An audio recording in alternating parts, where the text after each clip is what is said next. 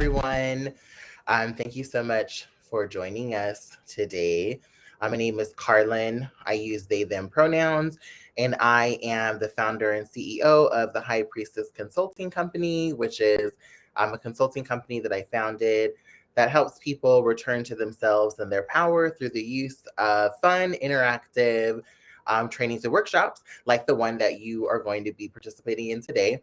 So, just a few things. I'm not sure if Erica let you know before, but I can't see any of you. You all can see me, but I can't see you. So if you do have questions or want to engage with me, please use the chat feature to do so.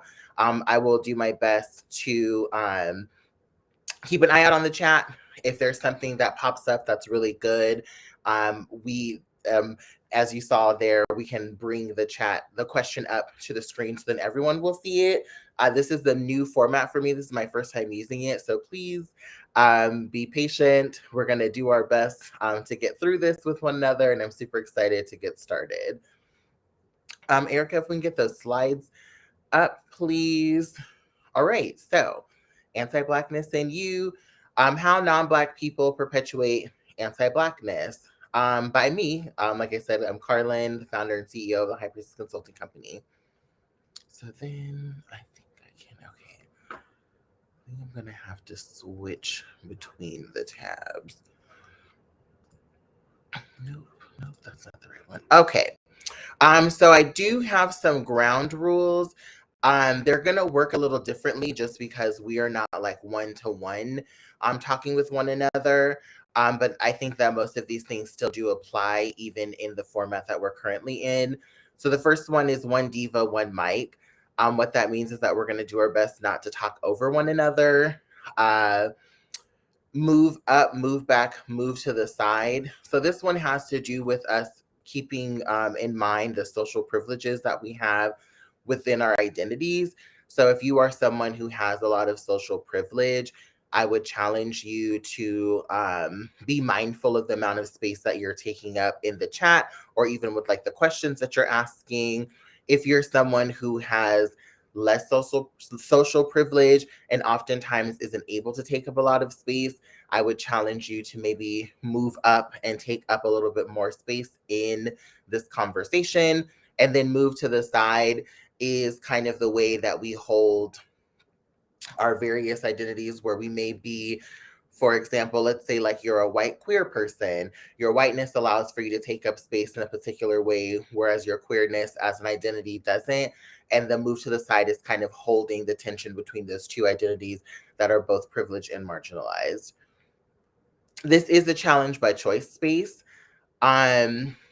So what that means is, well, obviously, because I can't see you all, I'm not going to force anyone to participate, but I do challenge everyone to be present during the presentation.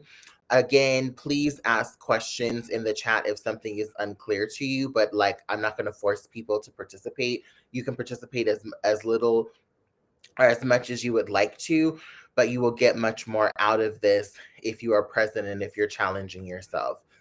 Meet me and greet me. Meet me and greet me is just a great way of saying we're all in different places in our personal, intellectual, social, political journeys. And that we should do the best to try to meet people where they are and show folks graciousness to wherever they are in their journey. The next one is code word WTF. So if I say something that's like, if I use an acronym, a word, if I say something and you're not sure what that means, you can go ahead and WTF in the chat, and that'll signal to me that I need to define something. I need you to spell out the acronym, say what this word means, etc. Oops, ouch is the thing that will be used if someone says a comment in the chat that is harmful. The oops is to indicate that something harmful has been said. The ouch is then the explanation of why what was said was harmful. The next one is what's shared here stays here, what's learned here leaves here. That one is simply take the lessons with you, but like don't name drop folks. I give you express consent, that if you want to, you leave the space and you say, Karlyn said XYZ thing, I'm giving you consent to do so. You can use my name. You can share my stories with my name attached to them. But if other folks are sharing things within the chat, or yeah, if folks are sharing things in the chat, take the lesson with you, but don't be out here name dropping folks. And then the other one that I'm just going to add is like, please be mindful and respectful of each other in the chat, and then also of me in the chat. And I also will say that because I can't, again, see folks, I will be using some discretion depending on like the types of questions that come up, because I know that this topic can get a little, not dicey, but there are questions that some folks ask sometimes that feel like they're in good faith but may not be. And if I feel like the question isn't being asked in good faith, or if I feel like the question will be answered as we move further on into the presentation, I may choose not to address it. And I just want to be transparent with folks about that.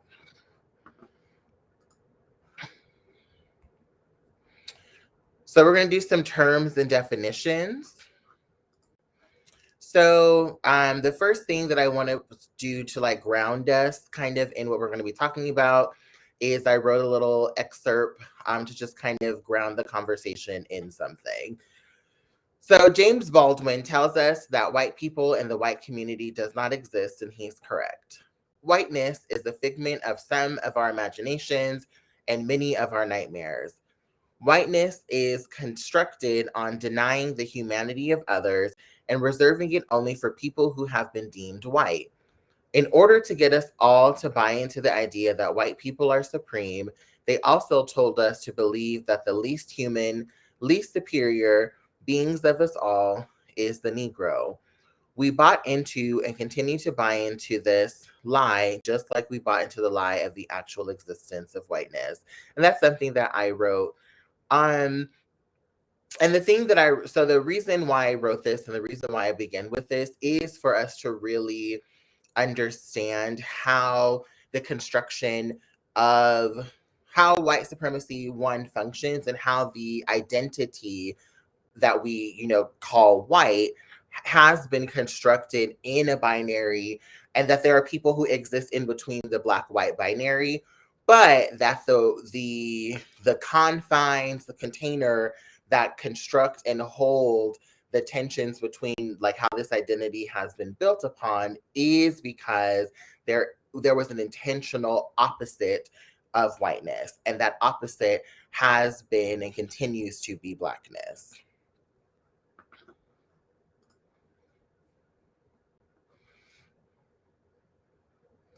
So the next thing is I want to define some terms to make sure that when we're moving through this, we actually are creating some shared meaning and have a shared understanding of what it is that we're talking about and what it is we mean when we say certain words.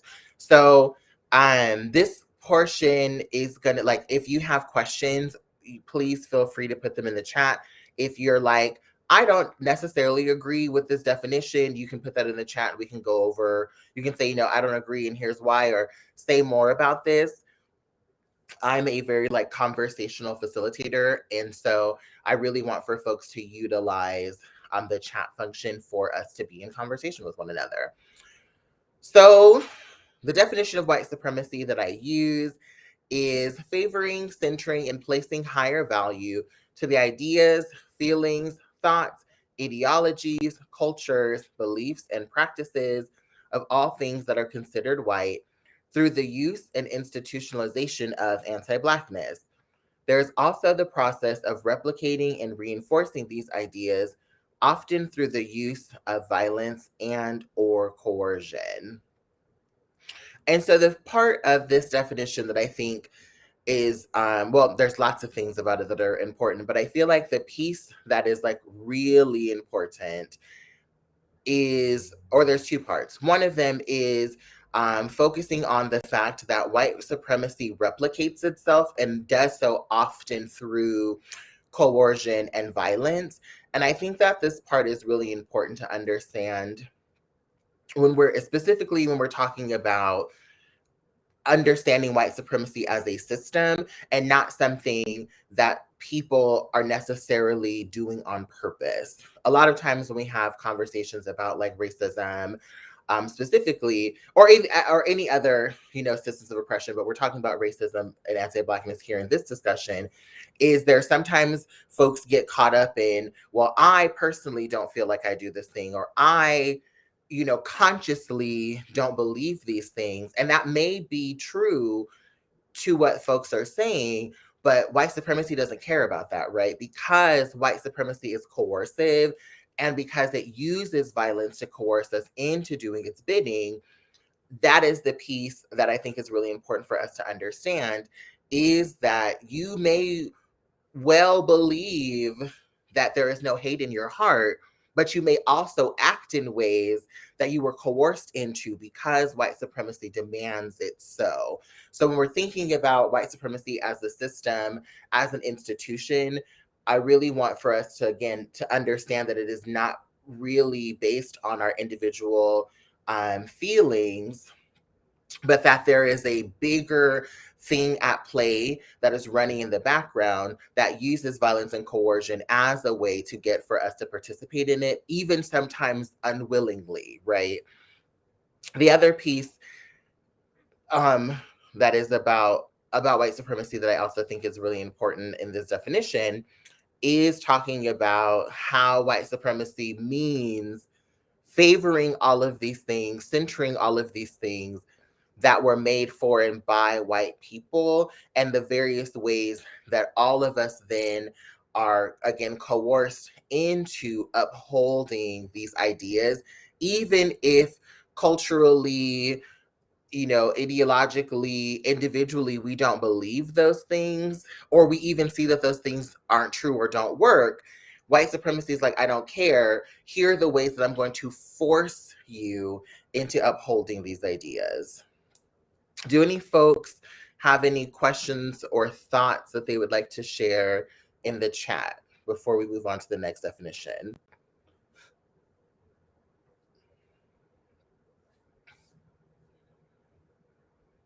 All right, I'm going to move on to the next definition then. White privilege. So white privilege is, this is Peggy McIntosh's quote from Unpacking the Invisible Knapsack. White privilege is an invisible package of unearned assets that she's referring to herself as a white woman, can count on cashing in every day, but about which I was meant to remain oblivious. White privilege is like an invisible, weightless knapsack of special provisions, maps, passports, code books, visas, clothes, tools, and blank checks. So I think the part that is a really good takeaway of white privilege is that it is unearned, right? It is something that is bestowed upon people simply for existing and nothing else, right? There are no other qualifiers. And I think that sometimes when we're trying to have conversations about privilege and really wrap our head around it, it is, and I think that one of the things that has happened too is that the word privilege has been co-opted and misunderstood. I feel like intentionally so, as a way to defang what McIntosh was trying to get us to be able to name, because the idea of having white privilege is that simply by being born white, there are certain things that you did not earn, right? You didn't work for them. They're just given to you, or you have the ability to tap into them in certain circumstances by virtue of literally being white. Nothing else. You didn't have to say anything, you don't have to do anything, you don't have to think a certain way. Simply by being, these things are available to you, right? And I think of so I think examples, like a really good example of that is sort of like, so I am a very visibly Black person, and there are particular ways that people interact with me because of the ideas that they have about Blackness. There are certain ways that people engage with me. There are certain ways that people speak to me. There are certain things that people feel like they can do to me because I am Black. And I think that what McIntosh is pointing out is those same things exist for white people. There are assumptions that are made about and for white people that everyone, right, can make towards them. And oftentimes, because we live under white supremacy, those things are centering those folks' feelings, centering those folks' worldview, talking to them in a particular way, assuming that they have and that they possess certain types of knowledge, wisdom, or even resources, right? And so I think that that is the really important thing for understanding white privilege, is that the the privilege is unearned. You didn't do anything about it. You don't have to feel like you have it for it to exist. It exists for you by virtue of being born white in a white supremacist system. Questions about that one? All right, moving on. Whiteness. So this one is a little different than the other than white supremacy. Whiteness exists under white supremacy and can exist because of white privilege. Whiteness within sociology is defined as a set of characteristics and experiences that are attached to the white race and white skin. In the US and European context, whiteness marks one as normal, belonging, and native, while people in other racial categories are perceived as and treated as unusual, foreign, and exotic. Sociologists believe that whiteness is directly connected to the construction of people of color as other in society. Because of this, whiteness comes with a wide variety of privileges. So if you all remember in the beginning when I was talking about what James Baldwin had said and what I was grounding us in, the definition of whiteness supports my claim in that in order for whiteness to exist, there has to be an other, right? So there has to be someone else or other people who are not white. And that is, I think that that's really important for white people in particular to understand. So I remember a couple of years ago, there was an article that someone had published that had said like whiteness needs to be eradicated. And at first I read that and I was like, this feels inflammatory and I don't really like this. And then after I finished reading it, I was like, oh, okay, actually, I understand what the premise of this argument is.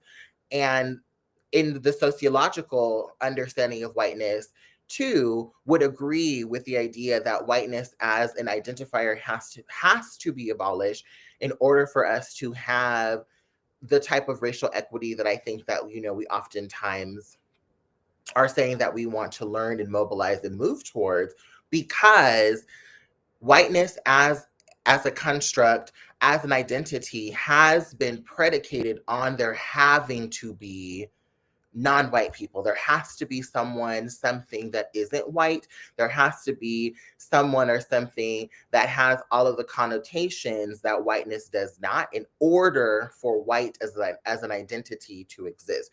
And we even see that right historically when we have seen all of the various ways that, I live in the United States. So in the United States, how the construction of the identity of white has changed over time and has done all kinds of work socially, legislatively, politically, right, to differentiate itself from those other people.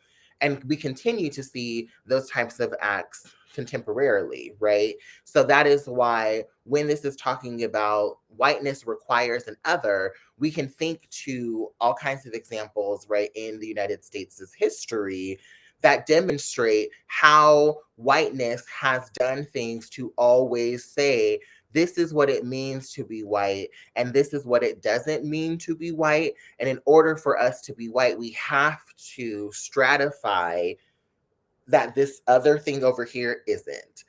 Does that make sense for folks about the importance of the other in order to prop up and uphold the whiteness as an identifier? And remember, if you're agreeing or have questions, please use the chat function because I cannot see anyone. So,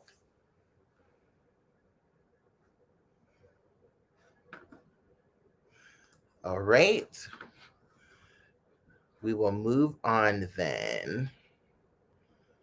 Patriarchy. Um, patriarchy is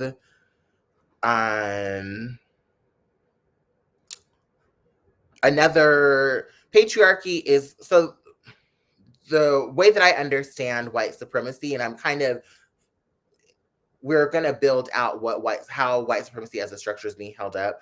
Patriarchy is one of those things, right? So patriarchy, as defined by Bell Hooks in the chapter Understanding Patriarchy, I believe this is in her book A Will to Change. Patriarchy is a political social system that insists that males are inherently dominating, superior to everything and everyone deemed weak, especially females, and endowed with the right to dominate and rule over the weak, and to maintain that dominance through various forms of psychological terrorism and violence. So, do you see how there's a theme of the types of structures that uphold white supremacy continue to follow this theme of like coercion, this theme of like forcing people into adhering to these things? So even with patriarchy, through various forms of psychological terrorism and violence, that is indicating to us, right, that the way that many of us are not only socialized into, depending on the type of body that you have, depending on your gender expression and your gender identity, you are told this is what it means to be this. And if you don't want to adhere to and follow the rules, here are the various ways that we are allowed to punish you for doing so. I also want to point out that Hook's points, is keeping on theme of really understanding the idea that when we're thinking about systems of power, there is an innateness to it, right? So she says that males are inherently dominating and superior. To inherit something means to have birthright to it, to have access to this thing simply because you belong to this category of thing that you were born into and that you can't change, right? So I think that again, when we're thinking about systems of power, we cannot individualize those things because the systems of power themselves do not rely on how you feel as an individual. It is relying on what is the identity that you possess that gives that power is being bestowed upon you simply for possessing that identity.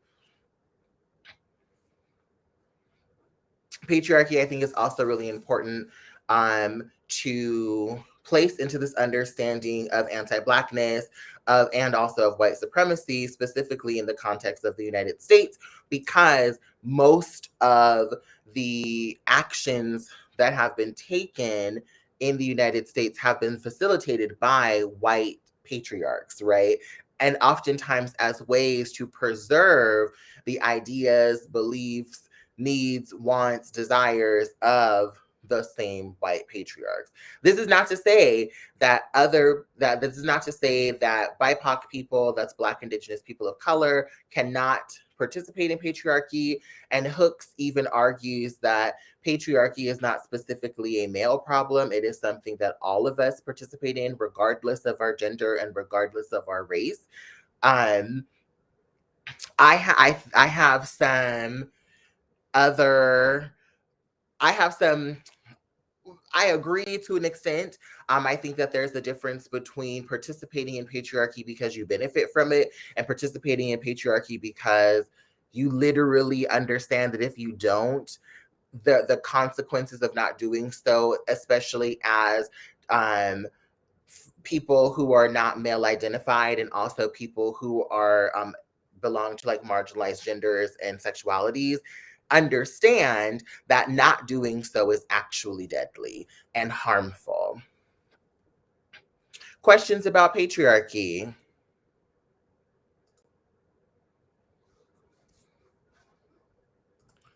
All right, we are going to move on then to the next slide. And remember, if you do have questions, please feel free to use the chat function. Race. We can't talk about anti-Blackness if we do not have an understanding of race. So race, the definition I like to use and how I understand it is, it's a socially constructed set of beliefs that categorize people based on shared physical features such as skin type or geographical location.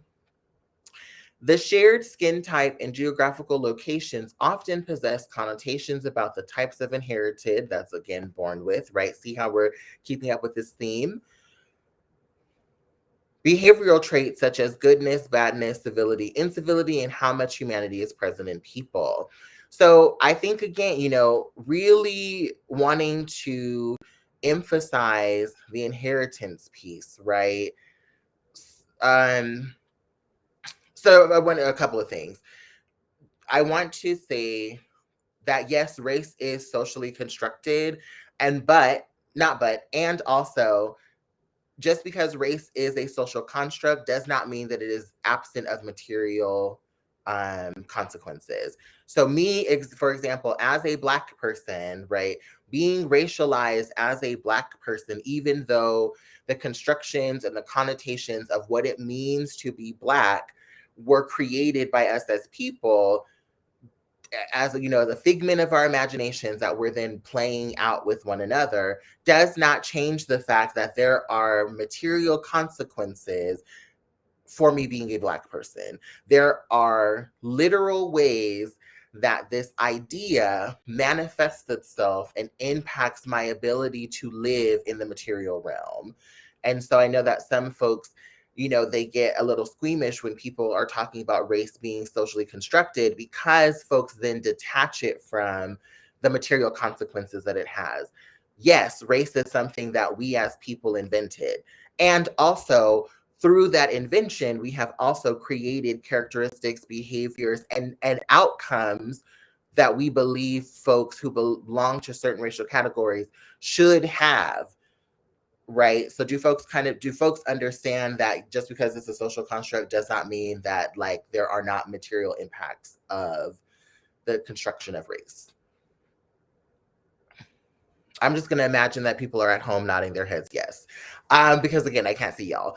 So the other part that I think is really important is the inherited behavioral traits that are binaries, right? So if you're born one way, if you're born white, for whiteness, for example, if you're born a white person, there's this idea that white people are inherently good and other people are not.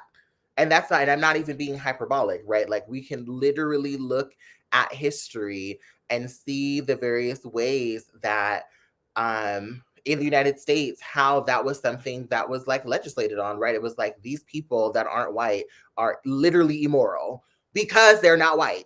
Nothing else, right? It's because these people are not white people, they're immoral. So we have to save them, or we have to kill them before their immorality spreads to white people and makes us like them. Um, these people are uncivil. These people are dirty. That was the thing that had happened with, I believe, I'm trying to think. I know when the United States created one of the reasons why the United States created its immigration policy, specifically targeting Chinese immigrants, it was because they were like, Chinese people are dirty and we don't want them here. We don't want them bringing their disease. They did the same thing when the United States colonized or used imperialism to colonize the Philippines. They were like, we don't want those Filipino people here because they're dirty and they'll bring their disease here, and they'll infect the white race and they'll give us the things that they have, and we don't want them because they're uncivil. So we really, when we're understanding race as a structure, we have to understand that it is so much more than just like, what do you look like? It is, what are the types of things that people believe to be inherent to you because of who you are? And this is also why sometimes when, like, so, if folks are not familiar with the term dog whistles, that's what dog whistles are calling out, right? Dog whistles are bringing to your consciousness the implications that have been made about people and their racialization based on the things that you believe about people to be inherently true. So you don't have to say them out loud, because the construction of those other people has the implications built into them. It is the idea that those people do this thing. So that's why it's a dog whistle. You're calling out the types of things that people already have been told to believe about certain categories of people.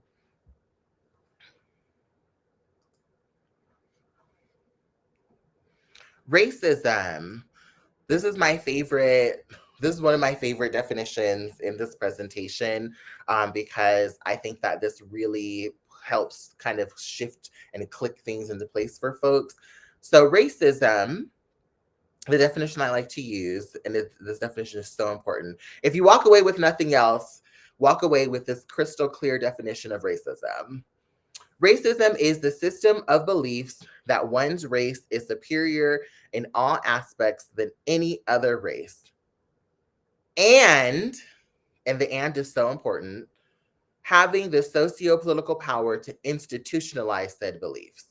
Now, a lot of people think that racism just simply means the system of beliefs that one's race is superior in all aspects than any other race. And a lot of people's working definition of racism stops there. That's why you'll hear people say everyone can be racist, or you have people who believe that reverse racism is real. It is not. And the reason why reverse racism does not exist under white supremacy in this current timeline, in this reality that we are living in right now, is because of the and part of this definition. Having the socio-political power to institutionalize your belief system. I can believe whatever I want as an individual. Me, Karlyn, can believe whatever I want to, right? I can think whatever I want, right? Let's, for example, when people are talking about reverse racism, let's say that I hate white people, right? I, Karlyn, the individual, can hate white people all I want to. As a Black person living under white supremacy, me hating white people doesn't really matter, right? I might hurt, some white people who come across me. I may hurt their feelings. I may act out physical harm on them. I can psychologically traumatize them. But like, I currently, under this system, do not have the socio-political power to institutionalize and spread my hatred of white people and make laws about my hatred of white people, or create economic institutions that disenfranchise white people, right? I don't have that type of power. So this is why it is so important to understand the and part, is that you can believe whatever you want. The thing that makes racism is having the ability to institutionalize your beliefs and embed them into society, and then create outcomes for the groups of people that your superiority beliefs are beneath you. And so reverse racism to me does not exist, because there is literally nowhere in the world where white supremacy has not impacted the way that people live their lives. Period. Right? So again, it's an and also. It is having the belief of superiority and the power to institutionalize those beliefs. Questions or comments about the definition of racism?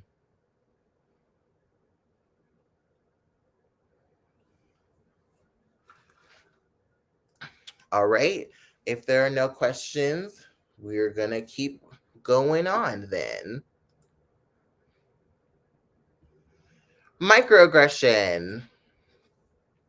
So microaggressions are also really important to understand. This would live in the universe of like how we are racialized as people, and then because how we're racialized has inherent characteristics. Microaggressions are kinds of ways that we call attention to the inherent things that we believe about people. So microaggression was a term that was coined by Chester M. Pierce, who was a Black psychologist. He turned the coin microaggressions to refer to sudden and I'm sorry, not sudden, subtle and often automatic exchanges or put downs through personal and anecdotal evidence and empirical research. Pierce drew the conclusions that potentially ambiguous, derogatory racial slights and insults reflected racial animus directed at African Americans by whites. So he specifically started out, understanding microaggressions, specifically in a black-white context, and was able to use, this person said this thing to me, or this person did this thing, or this person, one of the ones that comes to my mind that is a microaggressive thing that happens to Black folks, and it used to happen to me all the time, was people telling me how articulate I am, and it was not only the way, it was not only the fact that that was said to me, it was that people would say it with such like awe and surprise. They were like, you are just so well spoken. Okay, what am I not oh, right, because I'm not supposed to be, because you have assumptions about what it means to be a Black person, and intelligence is not one of the things that I'm supposed to possess because of how we have been socialized, because how we have been socialized around how people are racialized. Intellect is not something that Black people are supposed to have. So when you see a Black person who is intelligent, you are shocked. You are surprised by it because your bias tells you we're not supposed to be. That's not something that's supposed to be inherent to people like me, right? So that's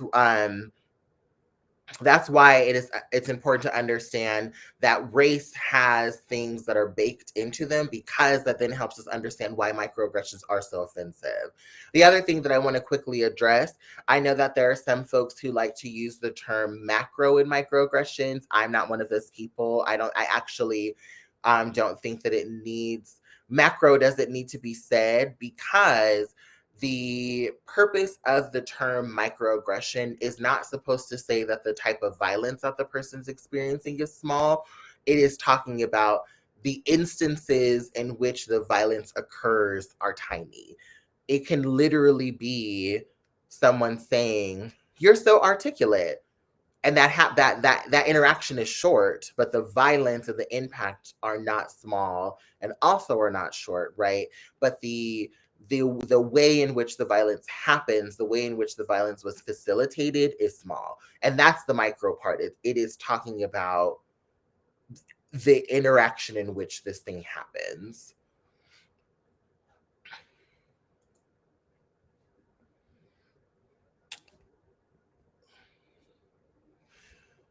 Okay, the next thing, and I'll quickly say this, because I put the wrong slide in and I forgot, I haven't corrected it yet. There are 3 different types of microaggressions. There is another uh, psycholo- a psychologist who took Chester's work and further extrapolated on it, and created 3 subcategories of microaggressions. So yes, microaggressions are super fascinating. They are not, it is talking about the different types of violence, talking about the different types of violence, and also that violence happens in like short amount of times, not that the impact is small. And there are 3 different types. I did forget to include the slide with the 3 types. I apologize. So we're just going to move on to intersectionality. Intersectionality is something that I'm sure many of you have heard of. Hopefully, many of you are using the term correctly. But I always feel the need to include this, because a lot of people say intersectionality, but like don't actually use the term correctly. So intersectionality is a term coined by Black feminist legal scholar Kimberly Crenshaw in her paper Demarginalizing the Intersection of Race and Sex, a Black feminist critique of anti-discrimination doctrine, feminist theory, and anti-racist politics in 1989. Crenshaw's paper discussed the ways that the paradigm for anti discrimination law was based on the idea that people could only face discrimination based on one marginalized identity. Legally, folks could only make claims about one identity being targeted. Her work was in direct response to both anti discrimination law, feminism, and anti racist work. Much of the anti racist work at the time talked about race in such a way that it assumed all Black people experience racism in the same way. Crenshaw challenges ideas with her work. So something that I feel like gets lost when people are using the term intersectionality is the fact that it is like a legal, that it was rooted in um, anti-discrimination law specifically, and that it is like a framework that is being created for us. I really appreciate the fact that Crenshaw was able to create this framework because it actually gives us tools to address the ways that discrimination has actually been crafted in the United States, right? So when folks were legislating things and were creating um, social ideas and rhetoric around different types of non-white people in the United States, they weren't just like, oh, Black people as a monolith are this thing, right? There was some of that. There was some Black people are this, Asian people are that, Native American people are this, right? But then there were also pieces under that that were, as you know, they were, as white folks were trying to address specific types of behavior, that they were like, oh, Black men act in this way, and this is why we have to punish them in this way, and this is also what makes them different from white men. Black women behave in this way, and this is why they're different and inferior to white women, and we have to punish them this way, or we have to deny them access to these certain things. Intersectionality gives us a framework to be able to see those things in the law, and how the law was not just created to say women can't do this thing, Black people can't do this thing, able or disabled people can't do this thing, that there were layers to it, even though when a lot of, the a lot of when with a lot of anti-discrimination law, as Crenshaw points out in her piece, only thinks that people are only being discriminated against on one category of their identity, even though historically that wasn't true, right? People were being punished for multiple parts of their identity and were being excluded oftentimes by relying on multiple parts of their identity. But anti discrimination law, the law that was trying to fix and address the violence that was created by discrimination, doesn't even go far enough to recognize that people, in order for people to be made whole, we have to actually look at them and create laws, create analyses, create frameworks that actually address the meticulousness in which people were denied their access to humanity.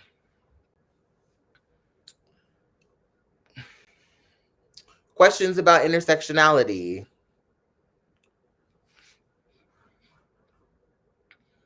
All right. If there are none, we'll move on. We finally got to it. Anti-Blackness. So, anti-Blackness, as defined by the Council for Democratizing Education, is a two-part formation that both voids Blackness of value while systemically marginalizing Black people and their issues.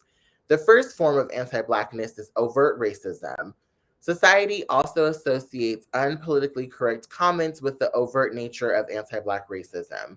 Beneath this, anti-Black racism is the covert, structural, and systemic racism, which categorically predetermines the socioeconomic status of Black people in this country. The structure is held in place by anti-Black policies, institutions, and ideologies. So remember when I was saying that part of the way that we're racialized is also impacts the outcomes that people deserve. So this is naming that, right? This is literally saying that one of the functions of anti-Blackness is to say that categorically Black people should have this kind of outcome because of the types of things that are going to be denied to them. The other thing that's really important to understand about anti-Blackness as a system and how it functions is the part of devoiding Blackness of value. Because Black people, things that are associated with Blackness are not deemed valuable. That is one of the reasons why it is so easy for people to extract things from Black people and feel like they're not doing anything wrong because they're not taking anything from anyone of value. Black people create valuable things all the time, like culture, right?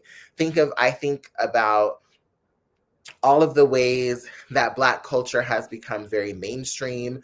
I think about how, like, there are songs that I grew up with as a child who, grew up listening to like hip hop and R&B as a genre of music 30 years ago, knowing of these artists, knowing of these songs, and how now, contemporarily, I'm seeing people use hip hop on R&B artists' songs as marketing ploys, right? Using them as marketing tools when in the 90s, I also remember all of the conversations that were happening about hip hop music being bad, immoral, and one of the things that was going to destroy American culture, right? But it's easy now for capitalistic systems to extract things from Black people without feeling the need to acknowledge the creativity, the baddiness that Black people have created and cultivated, or even acknowledging the ways that not too many decades ago, Black people were being ostracized for the culture that they were creating and participating in that now people are using to capitalize off of. That is because Black people are not valued. But the things that we create can be stolen from us, can be co opted, and then other people, sometimes the same people who were telling us that we were worthless or that the things that we were making weren't good, can now benefit from them and are also profiting off of those things. And that is specifically tied to telling people that Black people have no value.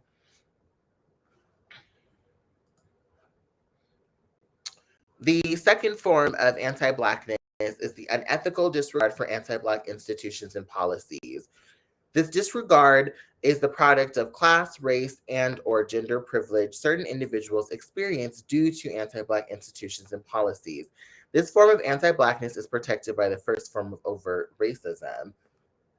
So on top of telling Black people that we have no value, we also do this thing where we're like, these institutions that tell Black people they have no value, that's not true. That's actually not happening. What do you mean, right? So I like to think of it as there is like a form of gaslighting that exists in these very clear institutions that are participating in anti-Blackness, but everyone is telling us no, it's not. So I think like an easy example would be policing, right? There is stupid amounts of data, right? Like that we have now that show us that there is a racial bias in policing, there is a racial bias in our incarceration system, that there's something going on, right?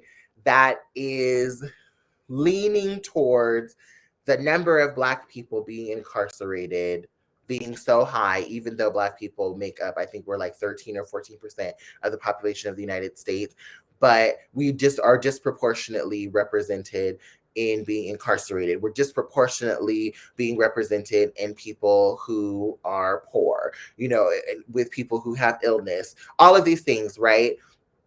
But when you tell people that, even when the data says, hey, look, these things are happening, there is a correlation between these two things, people are like, no, that's not happening. Those institutions aren't anti-Black. There's something wrong with Black people, and that's why that's happening to them. It has nothing to do with the way that Black people are racialized and all of the ideas that we have about Black people, for example, that they're more violent And maybe that's why we're locking up more Black folks, because this institution of incarceration is predicating its interactions with Black people on the assumption that these people act a particular way. That's not what's happening.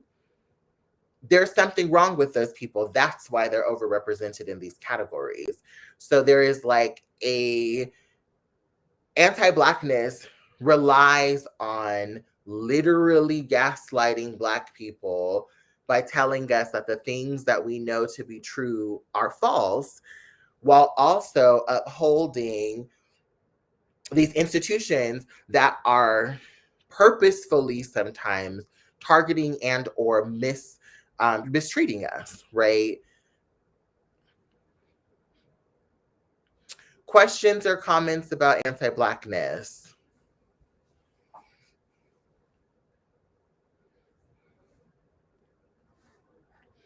All right, if there are none, we're going to move on.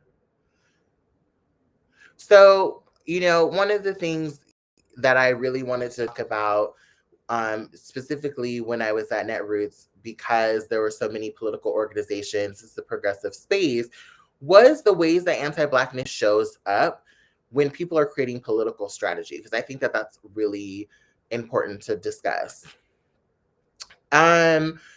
One of the things that happens is that like Black people are just flat out ignored, right? When we're creating political strategies for voting, Black people are not thought of as people to be targeted. I've been listening to a podcast called Democracy in Color, and those are folks, it's, different people who do different party stuff, who are, or have progressive organizations, etc. We're talking about how in the 2016 election, like the amount of money that was being spent by the Democratic Party to target, I think it was like white swing voters or white moderate voters, was substantial, right? There was a whole bunch of money. And then it was like also spending money on targeted ads was a lot of money. But then it was like the amount of money to mobilize voters of color was abysmal compared to the other amounts of money that they were using, which means that Black people are getting ignored. Black people are not seen as a strat. And I think that they named this in the podcast, is that people are nervous and fearful about explicitly mobilizing Black people because we are seen as politically, like, investing in us is seen as politically volatile, which like makes you have to pause and wonder, why is it that there is a belief that investing in Black people and mobilizing and doing, GOTV in the precincts that Black folks live in, and not just being Black people creating their own organizations or Black people pushing for that stuff, for it to be a part of the plan from the beginning, is seen as something that is politically volatile. Another thing that I put in that was kind of anecdotal to me, that I feel like though speaks to some of the ways that Black folks are pushed aside, or that anti-Blackness shows up in political strategies, was during both the 2016 and the 2020 election cycle, people ignored the critiques that Black folks had of Bernie Sanders. So one of the things in 2016 that was happening a lot in conversation around Bernie Sanders, and why Black folks, why some Black people were like, we agree with like some of the stuff that you're like, we're here for, the Medicare for all. We're here for you wanting to give us school. The part though that made, especially, made me pause was, Bernie was saying things in a way that was like class reductionist, right? So his in 2016, he was like, if we solve poverty, we solve racism, and I was like, but we don't, though, right? And history also shows us that. The New Deal, literally, right, was the thing that Bernie was kind of was pulling some of his ideas from of, we create strong unions, we give people livable wages. That will solve racism. But I was like, but it didn't solve racism in the New Deal because Black people were there were people found ways to exclude Black people from reaping the benefits of those protections, from unions, from having those high paying jobs, right? And so that was one of the things that folks were pointing out. They were like, hey, we agree with a lot of what you're saying, but this analysis that you have around race, like this isn't it, right? Race and class are tied to each other, absolutely, in the United States. Yes, your race heavily dictates your ability to have class mobility, but they are not so inextricably tied to one another that if you solve the issue of class, that you automatically solve the issue of race, right? And he was like, I don't know, you're wrong. You don't understand that. And I remember arguing with a lot of people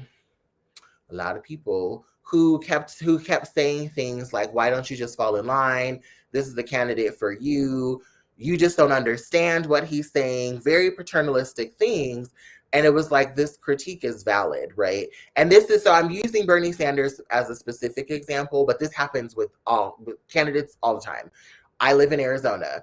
The same thing happened with Kirsten Sinema. Black people were like, she's not the person that you think that she is. And we need to be careful about thinking that she's going to be our savior because she has some questionable politics. And people were like, no, she's the one. She's it. This is the path we need to go. We need to elect her because then we'll have a Dem. Arizona will have a Dem.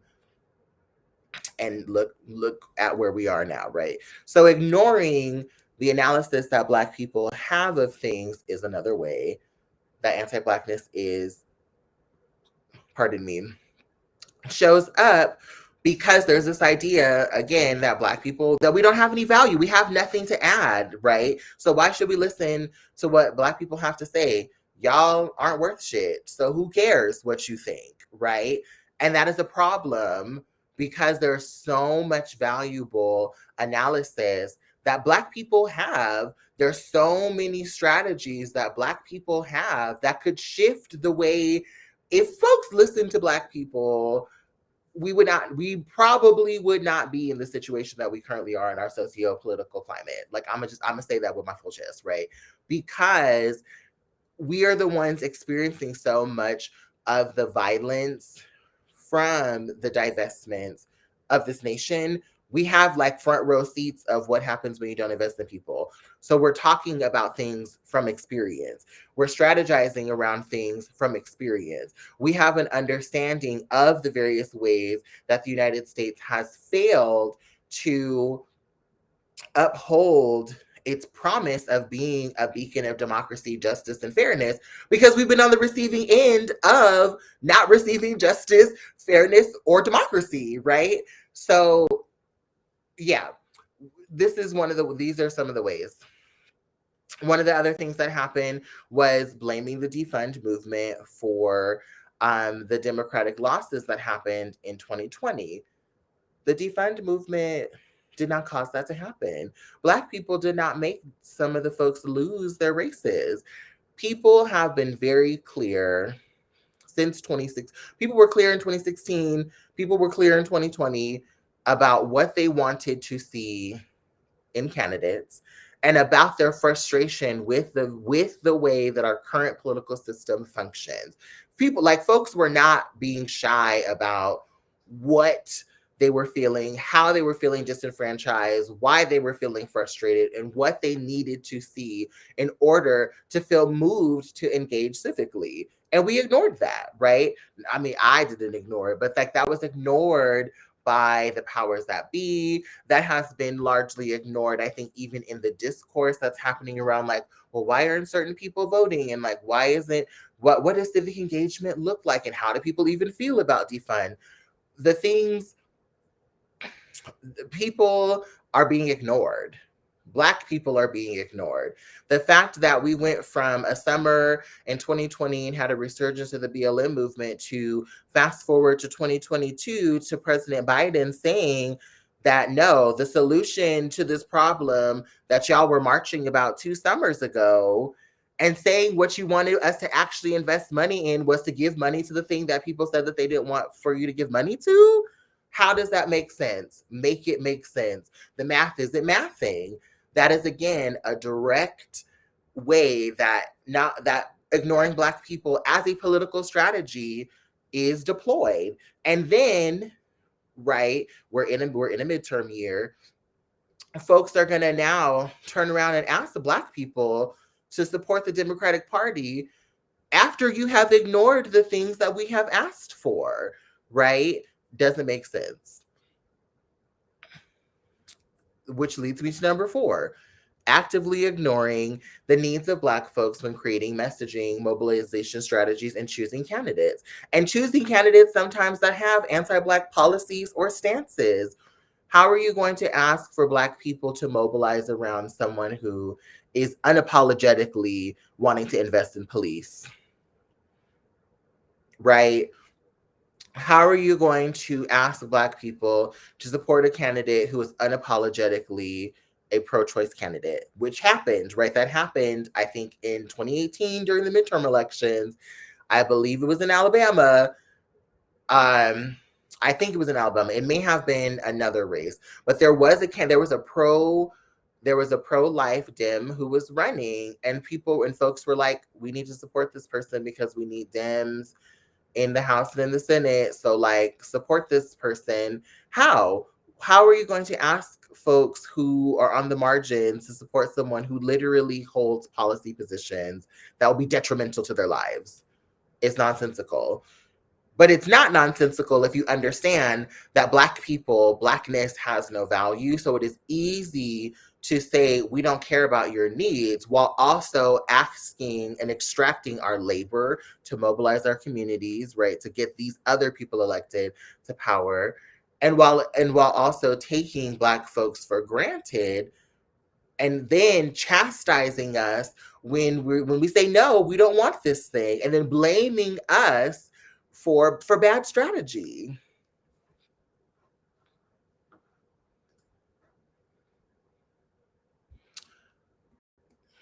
So, you know, I don't want to. I always want to leave people with some solutions, right? I don't want to just say everything is horrible or here how these systems are functioning and here's how these things are materializing themselves. I want to leave people with something tangible to walk away with. And so one of the things, the most important thing, is to continue educating yourself on anti-Blackness. I'm so grateful that you came here and you shared some time with me today, but like it can't stop here. You can't go to one training at one conference for an hour of your life and then say, "Cool, I've unpacked my lifetime of anti-Blackness that I literally don't ever have to engage with this conversation or this topic ever again." No, you have to continue educating yourself about anti-Blackness. There are so many resources that are available to folks. There are people on TikTok who talk about these things. There are people who make YouTube videos. There are people who do trainings. There are folks who have written books. So seek out those resources. Find a person, find a resource that speaks to you, right? We all have different ways of learning. We gel with different things. We gel with different people. We process information in different ways. Find the medium that works for you and continue to seek out and learn on your own, right? Don't just wait for me to come do a training at the place that you work or wait until there's a training being done at a conference that you just happen to be going to. You have to actively seek this stuff out and continue your education on your own time. Doing so will allow for you to unpack your own internalized anti-Blackness. We live under white supremacy. So all of us have internalized anti-Blackness because we have been socialized in a society that is founded in and built upon and lives under the umbrella of white supremacy. And the thing about internalized anti-Blackness is it sometimes comes up in the weirdest ways, like in ways that you don't even realize you internalize. And I'm saying, I'm saying this as a Black person. There are things, there's anti-Blackness that I'm unpacking all the time. I'm trying to divorce myself from the church of respectability politics. You know, old me a couple of years ago, when respectability still had a chokehold on me, would never be in a presentation with a cute sleeveless keyhole cut shirt, because respectability politics tells me if I show up looking a particular way, people aren't going to take me seriously because I'm Black. So I have to always be presenting in this way so that people will take me seriously. I don't hold on to that belief system anymore. If you have a problem with what I'm wearing and you can't listen to what the fuck I'm saying, that is on you. That's not my problem. I'm going to wear what makes me comfortable and makes me look cute, and this shirt does both of those things. But that's right. That is a way the anti-Blackness can show up, is people judging people for what they're wearing because of who they are. And the outfit is fine on someone else, but when a Black person does it, suddenly it's a problem. Calling out and disrupting anti-Blackness when you see it. You'll be able to do this when you learn how to identify anti-Blackness, and when you do the work to unpack your own internalized anti-Blackness, you'll be able to peep when other people are participating in it. This one is so important because I have accounts where there are people who I've shared space with who are feminist, who, say that they're intersectional feminists, who are anti-racist, and they have frozen and allowed for anti-Black things happen to me because they did not have the language. They didn't have the understanding of how to respond to the violence that was happening to me in real time. Build that skill, because it can't just be Black people calling things out all the time, because when it is always us, because of anti-Blackness, people are able to dismiss it and say, you all don't know what you're talking about. You're just being hyperbolic. You're just being divisive. You're being a distraction. We need other folks. We need other non-Black people to be able to say, hey, actually, what Karlyn is saying is right, and here's why, right? Because you may have more social power than I do, and we need other people. I mean, because of the system that we currently live in, other folks co-signing on what we're saying is helpful. Recognizing your own privileges and actively betraying them. This one is important because if we want to live in a world that is equitable to everyone, we have to betray our privilege. All of the privileges that we have, right? Because going back to what McIntosh said in her definition of white privilege, privilege is something that is unearned. It is something that is simply given to you for existing, and allowing for you to feel superior, right? This is because privilege does this, right? Privilege says this thing is better than this other thing. It creates a hierarchy. We can never have equity if we live in a world where by simply someone else being born in a different body makes them less deserving of something. So we have to understand how privilege functions and then find ways to actively betray that privilege so that we can actually create equity, because you have privilege not because you deserve it. You have privilege literally because you were born in a certain body that looked a certain way in a certain place, right? That allows for you to tap into this power that you didn't earn. You just have it. It was bestowed upon you simply by birthright. And that we have to betray that idea. We have to actively betray the idea that there are certain people that deserve more simply because. That's it. Simply because, right? Stop talking over Black people. Full stop, period. Don't talk over Black folks, right?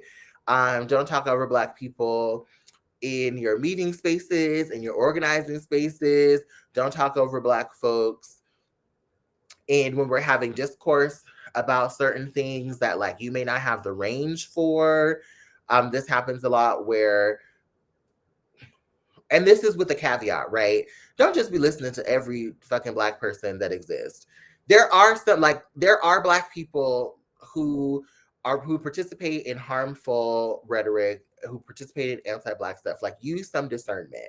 But if there is a Black person who is showing in good faith that they have an understanding, they have an analysis, they're talking about something that they clearly know, sit with like your discomfort of like not wanting to listen to them. Pause for a moment and be curious about like, why do I feel the need to deflect? Why do I feel the need to say, I don't believe what you're saying, or in my experience, it wasn't blah, blah, blah, whatever. Sit with that and be curious of like why your response is not to listen, but like to correct or to tell this person no.